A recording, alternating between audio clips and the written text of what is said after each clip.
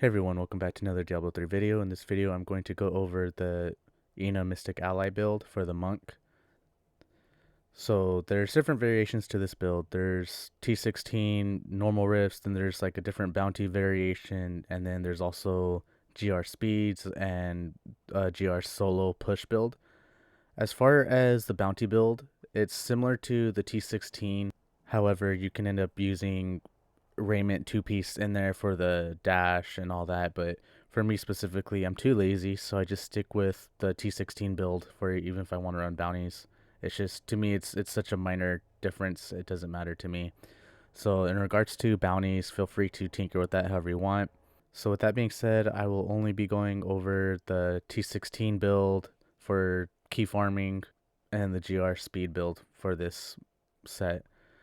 So for the T16 build, you're going to be using the full 6-piece bonus of the Ina. You'll only be using 5 because in your cube you'll have the Ring of Royal Grandeur. So it's going to be the helmet, the chest piece, the pants, and the boots. And then the gloves. And then shoulder piece is going to be these shoulders. I can't pronounce it, so I'm not going to bother trying because I'm going to butcher it. So yeah, use this. It helps for your damage reduction. And then you have these arm guards, which pretty much allows you to move faster when you break things. As you roll through the rift, your allies will just break everything and destroy enemies, objects, you name it. Then rings is going to be restraint and focus, so you can utilize that set bonus, gives you more damage. Then Scorch Necklace is going to be the amulet that you use. Weapons will be Engium and Echoing Fury. So the reason between Echoing Fury and Engium pretty much gives you more damage and helps with your cooldown reductions. That way you can apply your allies more frequently. And then for cube items, you have Reaver, which is going to help with the cooldowns. Then Crutus Boots, which buffs your allies tremendously. This is where all your damage comes from. And then, as I mentioned previously, Ring of Royal Grandeur. And then gems in the weapons, it's going to be emeralds for more damage. Legendary gems, Enforcer for the pets, they do more damage. And then Boon of the Hoarder, pretty much this is what allows you to get all that movement speed and allows you to be tanky by using Gold Wrap. Sorry, I forgot to mention Gold Wrap is the belt that will be used. Pretty much this is all your survivability. And then Bane of the Trapped is going to be your other legendary gem, and this pretty much just gives you more damage. And then regular gems in the helmet is going to be the diamond for cooldown reduction, and then the armor pieces diamond as well for all resistance for survivability. As you can see, I don't have these maxed out, so room for improvement. Even on some gear, I have intelligence rolled on it because it's all I had from my other character, so this can be a lot better. As far as the gear stats, you're going to want to prioritize cold damage, crit, cooldown reduction, and attack speed. So that way that allows you to, all your damage comes from your allies, so the more you can activate it, the better. The attack speed also affects your allies too, so all that helps tremendously for this build. So for the skills, it's going to be Wave of 100 Fists, Blazing Fists, Epiphany Insight, Mystic Ally, Water Ally, Cyclone Strike, Implosion, Dashing Strike, Quicksilver, Mantra of Conviction, Annihilation. Passives, I'm going to be using Seize the Initiative, Relentless Assault, Beacon of Yitar, and Near Death Experience. As far as Near Death Experience goes, if you're not playing hardcore and you don't really care about dying, you could always trade this in for like Momentum. It increases your damage done. Or if you want more all resistance, Harmony, you could pretty much just interchange this one for whatever your preference is, really. Now, to play the build, you're going to be having your Epiphany up, and then you're going to dash everywhere when you're against the elites, Implosion, and then you use your Mystic Ally. Other than that, for the most part, you won't have to use Cyclone Strike to kill everything. Your Mystic Ally should be able to do it, but spam it however you want. But yeah, it's pretty simple build, easy to set up, easy to play. So I'm going to showcase a T16 Rift. If you're not interested in watching that, then feel free to skip ahead because I will be going over the Grid Rift 100 plus after that.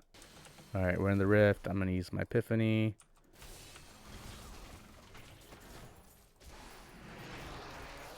Things already just dying easily.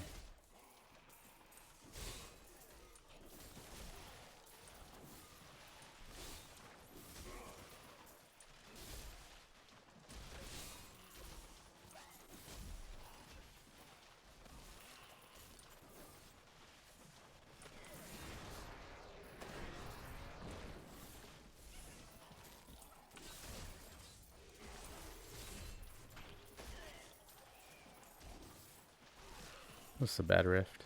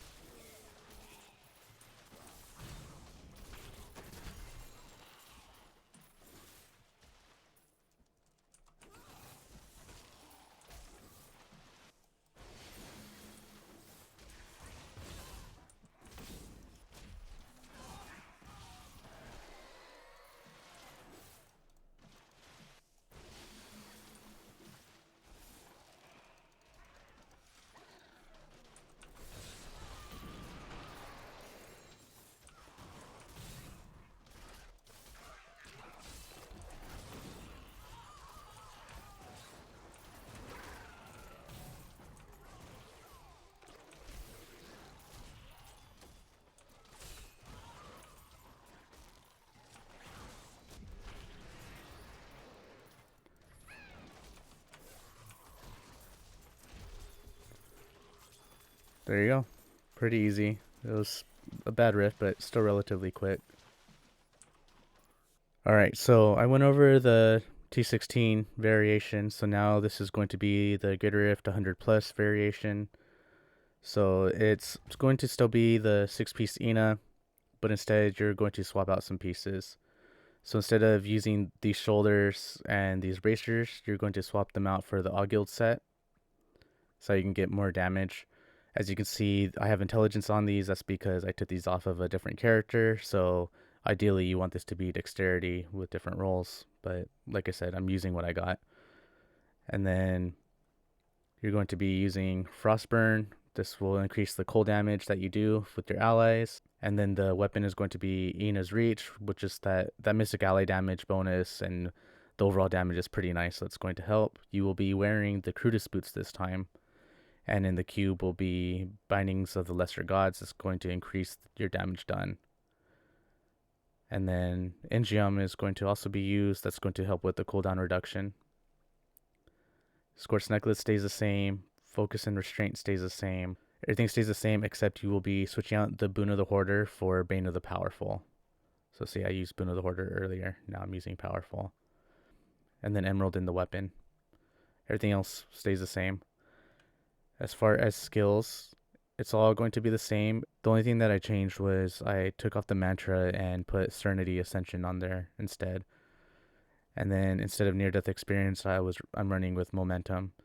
Again, with this one, if you feel the need for near death experience to give you that extra life, go for it.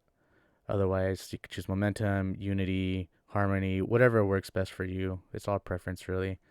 You don't need to completely copy everything I do. This is just a good baseline to use if you're not too sure on what to use. For follower, I have bare minimum the Cannot Die Relic, Flavor of Time, and Nemesis Bracers. So that way they don't die, so anytime I click a pylon, it spawns elites, and then the pylons last 2 times longer. So yeah, that's all there is to it. So if you click this video just for the build information, then feel free to click out now, because all that's left is I'm just going to show a demonstration of a GR100. So yeah, if you found this helpful, please like and subscribe. It helps me out tremendously. And yeah, if you're sticking around to watch the gameplay, I hope you enjoy.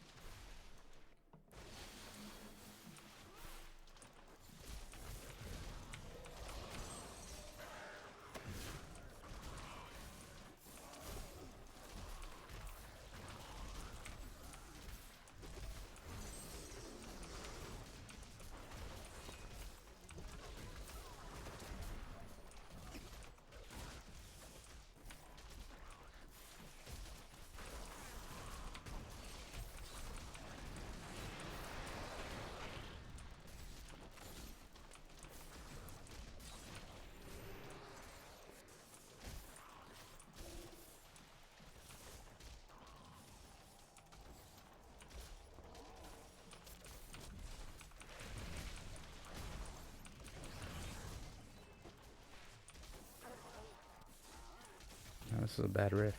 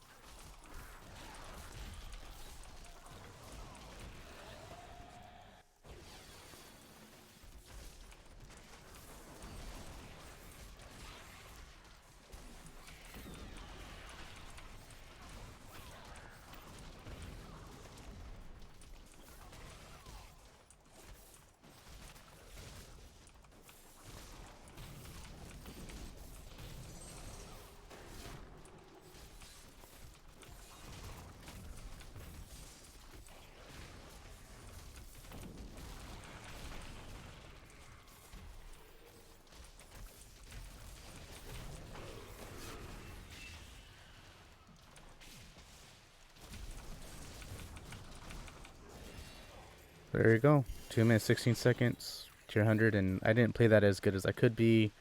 The gear could be better. The rifts could have been a lot better too. So yeah, that's the Ina Mystic Ally build, cold variation. It's pretty much the only variation I've seen being used as far as speed content. But yeah, that's all there is to it. If you stuck around this long, thank you so much. I greatly appreciate it. Again, if you're not subscribed, please subscribe. It helps me out tremendously. Thank you again, and I'll catch you in the next one.